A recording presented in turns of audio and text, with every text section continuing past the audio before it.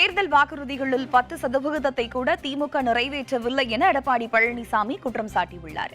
நாகர்கோவில் தொகுதி அதிமுக வேட்பாளர் பசலியா நசரேத் மற்றும் வெள்ளவங்கோடு சட்டமன்ற இடைத்தேர்தலில் போட்டியிடும் ராணியை ஆதரித்து எடப்பாடி பழனிசாமி பரப்புரை மேற்கொண்டார். அப்போது பேசிய அவர், நெல் குவிண்டாலுக்கு 2500 ரூபாய் கொடுப்பதாக கூறிய திமுக அரசு இதுவரை கொடுக்காமல் ஏமாற்றி விட்டதாக சாடினார். பெட்ரோல் டீசல் விலை 4 ரூபாய் குறைப்பதாக தேர்தல் வாக்குறுதி அளித்த ஸ்டாலின் அதனையும் நிறைவேற்றவில்லை என விமர்சித்தார்.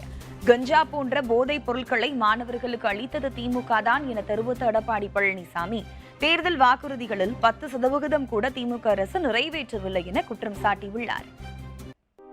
திமுக தலைவர் ஸ்டாலின் சொன்னாரு, திராவிட முன்னேற்ற கழகம் ஆட்சிக்கு வந்தவுடன் குவிண்டாலுக்கு 2500 ரூபாய் நெல்லுக்கு விலை கொடுக்கப்படும் என்று சொன்னார்.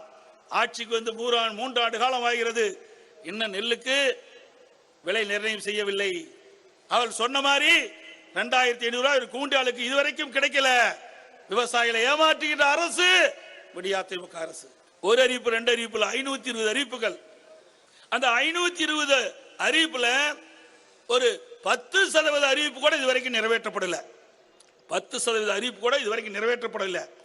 தேர்தல் வந்துட்டா அப்படி அழகா பேசுவாங்க, கவர்ச்சிகரமா பேசுவாங்க, அறிவிப்பு மேல அறிவிப்பு கொடுப்பாங்க. தேர்தல் முடிஞ்ச பிறகு அதோட அப்படியே விட்டுடுவாங்க. அதுதான் திமுகவுடைய கைவந்த கலை.